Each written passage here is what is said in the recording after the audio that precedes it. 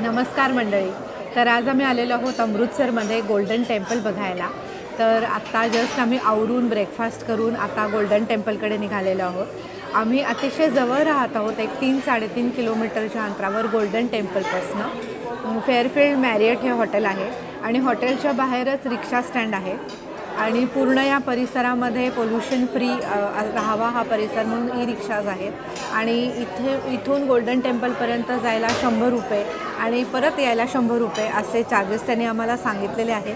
त्याच्यामध्येच जवळच गोल्डन टेम्पलच्या आहे जालियनवाला बाग, तर तीही आम्ही बघणार आहोत. त्याच्याजवळच आहे पार्टिशन म्युझियम, तेही आम्ही बघणार आहोत. तसंच तिथे मार्केटही लगेच बाहेर आहे, तर थोडं शॉपिंग करायचाही विचार आहे. तर बघूया कसं काय होतं आहे. तर आता ब्रेकफास्ट संपवून आम्ही निघालो आहे गोल्डन टेम्पलकडे.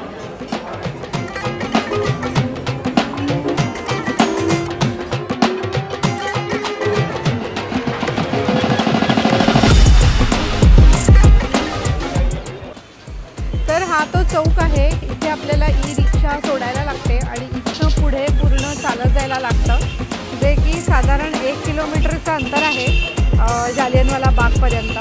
आणि तसंच पुढे गेल्यावर आपल्याला शेजारी गोल्डन टेम्पलही लागतं. तर हा जो आहे हा सगळा परिसर गोल्डन टेम्पलकडे आणि जालियनवाला बागकडे जातो. बरं, ह्या अशा सायकल रिक्षा असतात ज्या की आपल्याला त्या ई रिक्षापासनं पूर्ण आतपर्यंत गोल्डन टेम्पलपर्यंत घेऊन जातात, कारण ते पण अंतर जवळजवळ 1 किलोमीटर आहे जसं मी म्हटलं होतं. कितना लेते हो वहाँ जाने का? गोल्डन टेम्पल जाना 20 पर सवारी. हाँ, दोनों को 40 रुपये लगेगा. अच्छा, ठीक. मेन फ्रंट पे जहाँ एंट्री होती ना, अच्छा. तर 20 रुपये पर पर्सन असे सायकल रिक्षावाले घेतात. तसंच असं इथे तुम्हाला फोटो पण काढून मिळतात ऑन द स्पॉट. असे इथे भरपूर लोक दिसतात. तर थोडंसं पुढे चालत आलं की आपल्याला इथे बाबासाहेब आंबेडकरांचा पुतळा दिसतो. पहिला चौक हा लागतो आणि ह्याच्या पुढच्या चौकात अजून एक पुतळा आहे, तो तिथे गेल्यावर दाखवते. तर पुढच्या चौकात आलं की हा आपल्याला पुतळा दिसतो महाराजा रणजित सिंगचा. तर ह्यांनी ह्या गोल्डन टेम्पलला सगळ्यात पहिल्यांदा सोन्याचा पत्रा चढवला होता.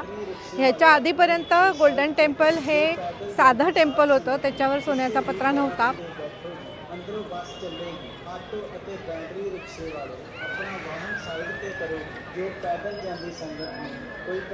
आणि इथे पण असे आपल्याला शॉप्स दिसतात. फुलकारी दुपट्टे इथले खूप फेमस आहेत. तसंच लस्सी पण इथली खूप फेमस आहे. तर हा आलेला आहे जालियनवाला बागेचा चौक. इथनंच ही एंट्री आहे जालियनवाला बागेची आणि समोरच त्यांनी एक स्कल्पचर केलेलं आहे. इथले जे लोक शहीद झाले होते, ज्यांच्यावर गोळीबार झाला होता, त्या लोकांच्या स्मरणार्थ त्यांनी इथे एक सुंदर असं शिल्प केलेलं आहे आणि तिथे खाली त्या सर्व लोकांची नावं त्यांनी लिहिलेली आहेत. तिथे त्या शहीद झालेल्या लोकांची नावं त्यांनी पूर्ण खाली कोरलेली आहेत. आणि हे असं पूर्ण पांढरं शिल्प आहे, खूप सुंदर. आणि ही जी समोर आहे ही जालियनवाला बाग आहे आणि हे ते छोटीशी एंट्री आहे जालियनवाला बागेची. ही एवढी एकच एंट्री आहे या बागेत जाण्यासाठी. आणि असं म्हणतात की जनरल डायरनी इथे जेव्हा बेछूट गोळीबार केला तेव्हा या एंट्रीमधूनच तो आला होता आत. आणि ॲक्च्युली त्याला इथे मशीनगन घेऊन यायची होती, पण ह्या एंट्रीची विड्थ खूप छोटी असल्यामुळे त्याला मशीनगन आत आणता आली नाही. आणि त्यामुळेच आपण म्हणू शकतो की खूप सारे जीव वाचले, कारण जर मशीनगन आत आली असती तर अजून खूप नरसंहार झाला असता. पण ती न आल्यामुळे बरेचसे लोक वाचले. पण 13 एप्रिल 1919 हा एक काळा दिवस म्हणायला लागेल अमृतसरच्या इतिहासामधला, कारण त्या दिवशी इथे शांततेमध्ये एक रॉलेट ॲक्ट म्हणून जो ब्रिटिशांनी ॲक्ट त्यावेळी आणलेला होता त्याच्या निषेधार्थ एक सभा चाललेली होती. अतिशय शांततेत चालली होती ती सभा, पण तेव्हा जनरल डायरनी इथं येऊन त्या सभेवर बेछूट असा गोळीबार केला. आणि इथे बघा, इथे लिहिलं आहे लोगों पर गोली यहाँ से चलाई गई थी. तर ही ती जागा आहे जिथनं लोकांवर बेछूट गोळीबार झाला. आणि असं म्हणतात की जवळजवळ 1000च्या आसपास लोक त्याच्यामध्ये मेली होती. इथे आल्यावर खरंच खूप वाईट वाटतं. तर आता इथे खूप छान बाग त्यांनी केलेली आहे आणि बऱ्यापैकी लॉन, झाडं आणि फुलं लावून त्यांनी ही बऱ्यापैकी सुशोभित केलेली आहे सर्व बाग. इथे समोर आपल्याला एक स्तंभ पण दिसतोय उभा केलेला आणि त्या बाजूला जे समोर स्ट्रक्चर दिसतंय त्याच्यावर ॲक्च्युअल जो गोळीबार झाला त्या गोळ्यांचे मार्क्स त्यांनी दाखवलेले आहेत. तिथे ॲक्च्युअल गोळ्या लागलेल्या ते मार्क्स त्यांनी तसेच ठेवलेले आहेत.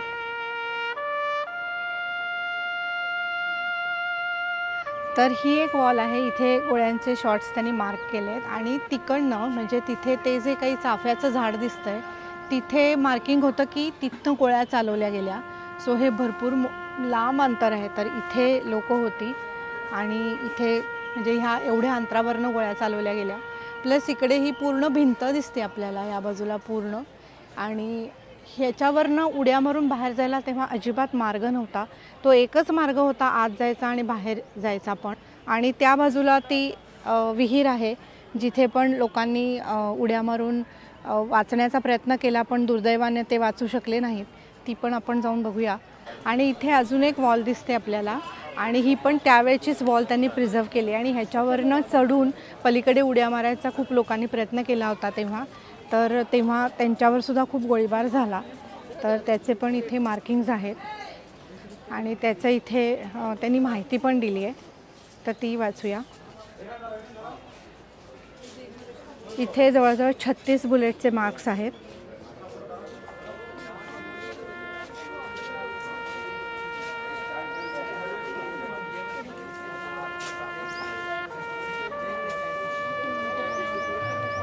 ही ती विहीर आहे जिथे अनेक लोकांनी उड्या मारल्या होत्या ह्या बेछूट गोळीबारापासून वाचण्यासाठी. तर या विहिरीला आता असं विटांचं बांधकाम आणि काचेने पूर्णपणे बंदिस्त केलेलं आहे. काच असल्यामुळे रिफ्लेक्शनमुळे या विहिरीची खोली अशी कॅप्चर होत नाही आहे कॅमेऱ्यामध्ये, पण विहीर ही बऱ्यापैकी खोल आहे. तर इथे ही गॅलरी 1 आहे आणि या गॅलरी 1 मध्ये एक छोटीशी 5-10 मिनिटांची 5च मिनिटांची एक छोटी क्लिप दाखवतात आणि त्याच्यामध्ये जे काही जनरल डायरने अत्याचार केले त्याच्याविषयी माहिती आणि ह्या सगळ्या हुतात्म्यांच्या बलिदानामुळे आपल्याला स्वातंत्र्य मिळालं. तर ही अशी एक छोटीशी क्लिप ते दाखवतात. जरूर बघण्यासारखी आहे आणि बघितल्यावर डोळ्यामध्ये पाणी आल्याशिवाय राहत नाही. आदर, सम्मान एवं गरिमा का प्रतीक। यही जलियांवाला बाग की जमीन पर बैसाखी के उस पवित्र दिन मिट्टी उन मासूम लोगों के खून से लाल हो गई थी जिनको जनरल डायर के आदेश पर अंग्रेज सिपाहियों ने गोलियों से भून दिया था।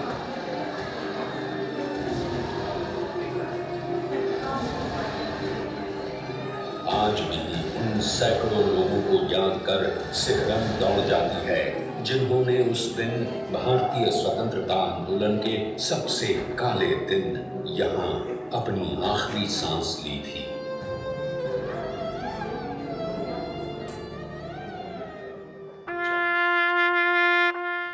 तर अशी जालियनवाला बाग बघताना खूप वाईट वाटतं, डोळ्यातनं पाणी येतं लिटरली. कारण तेव्हाचा जो काही हिंसाचार इथे झाला तो कुठल्याच बाबतीत जस्टिफाईड नव्हता.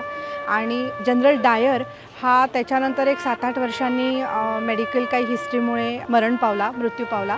पण ही ऑर्डर ज्यांनी दिली होती गव्हर्नर ऑफ पंजाब ओडवायर, तर ह्याला मात्र आपल्या उधम सिंगांनी लंडनमध्ये जाऊन 13 मार्च 1940ला त्यांचा खून केला आणि ह्या सगळ्या हत्याकांडाचा त्यांनी असा बदला घेतला. ही अशी ऑर्डर दिली होती सगळ्या हिंसाचाराची, त्याला शासन झालं. आपल्या एका भारतीय क्रांतिवीरांनीच त्याला शासन केलं हे बघून पण एक समाधान मिळतं मनाला. इथून पुढे आम्ही गेलो पार्टिशन म्युझियम बघायला आणि हे म्युझियम सकाळी 10 वाजल्यापासून संध्याकाळी 6 वाजेपर्यंत चालू असतं. तसंच हे मंडेला म्हणजे सोमवारी बंद असतं. याला आत जायला एंट्रन्स तिकीट पण आहे, 10 रुपये एंट्रन्स तिकीट आहे आणि आतमध्ये शूटिंग करायला अलाउड नाही आहे. पण पार्टिशनच्या वेळचे सगळे फोटोज किंवा त्यावेळेचं पूर्ण माहिती त्यांनी आतमध्ये दिलेली आहे. ब्रिटिशांच्या काळामध्ये हे म्युझियम नव्हतं, तर ते ब्रिटिशांचं हेडक्वार्टर्स आणि जेल पण होतं. आणि 25 ऑगस्ट 2017 साली हे सगळ्या जनतेसाठी ओपन झालं आणि हे म्युझियममध्ये कन्व्हर्ट झालं. इथून पुढे मग आम्ही इथली एकदम फेमस असलेली अशी लस्सी प्यायला निघालो. आमच्या ऑटोवाल्या दादांनी आम्हाला इथली ज्ञान लस्सी खूप फेमस आहे असं सांगितलं, म्हणून आम्ही तिथे लस्सी प्यायला गेलो. ज्ञान आणि ज्ञानी असे दोन फेमस आहेत. मलाही बघा किती याच्यामध्ये आवडली, खूप मस्त आहे, बरोबर. आणि हे सगळं कटरा मार्केट आहे आणि इथे सगळे फुलकारी दुपट्टे, जुती, पटियाला ड्रेस, पाकिस्तानी सूट्स ह्याच्यासाठी हे प्रसिद्ध आहे. त्याची मस्त जाड साय आहे ह्याच्यावर, मलाही एकदम जाड. आणि हा छोटा ग्लास आहे का? मोठा.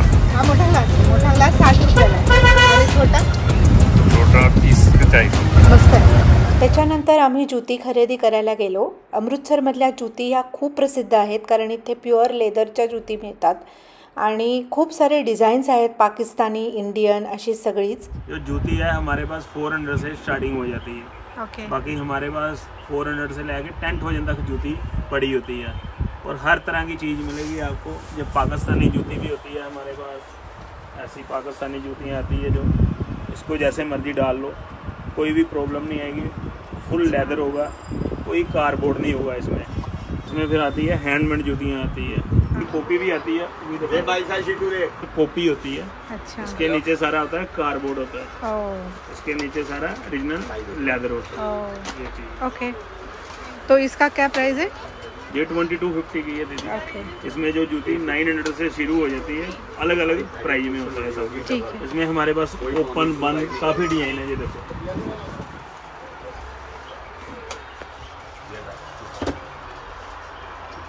ये इसमें ओपन भी आते हैं, बंद भी आते हैं, हील में भी आते हैं, फ्लैट में भी आते हैं. हर तरह की चीज़ मिलेगी मेरी बहन आपको. ओके, चलो तो मैं ये लेती हूँ.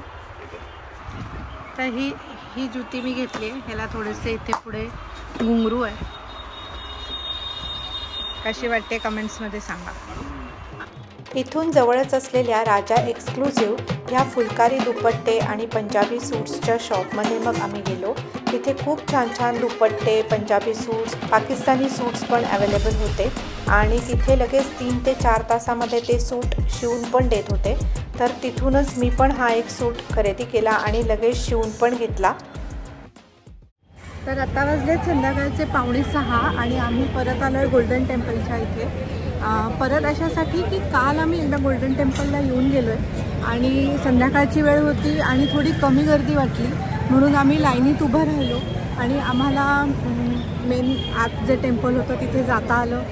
तसंच जालियनवाला बागेमध्ये एक लाईट अँड साऊंड शो असतो संध्याकाळी 7:15 वाजता, तर तो पण बघायला मिळाला तर आम्ही तो पण बघणार आहे.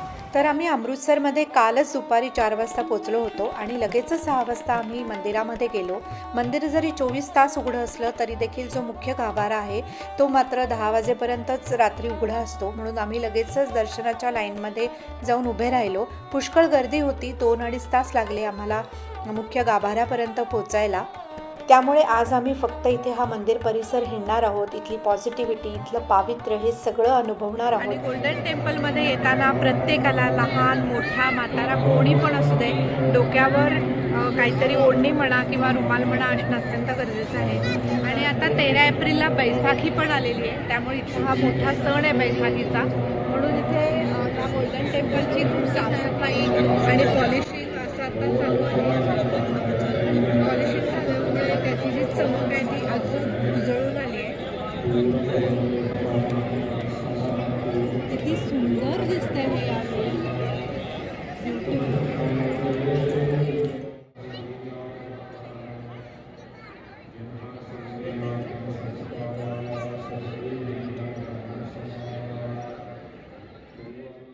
तर असा होता हा अमृतसरवरचा ब्लॉग. अमृतसरमध्ये आल्यावर Jallianwala Bagh, partition museum, golden temple या व्यतिरिक्त वाघा बॉर्डरलाही अनेक लोक जाऊन भेट देतात. तसंच अमृतसरमध्ये आल्यावर इथली पंजाबी जुती, फुलकारी दुपट्टे, वेगवेगळे मसाले, छोले मसाला, पराठा मसाला असे मसाले, तसंच वेगवेगळे ड्रायफ्रूट्स हे पण लोक खरेदी करतात. तर हे सगळं मी पण खरेदी केलं, ते तुमच्याबरोबर शेअरही केलं. आय होप तुम्ही जर अमृतसरला जाणार असाल तर हा व्हिडिओ तुम्हाला नक्की उपयोगी पडेल. जर व्हिडिओ आवडला असेल तर मला तसं कमेंट्समध्ये नक्की सांगा. पुढच्या व्हिडिओत पुन्हा भेटूया. तोपर्यंत बाय बाय.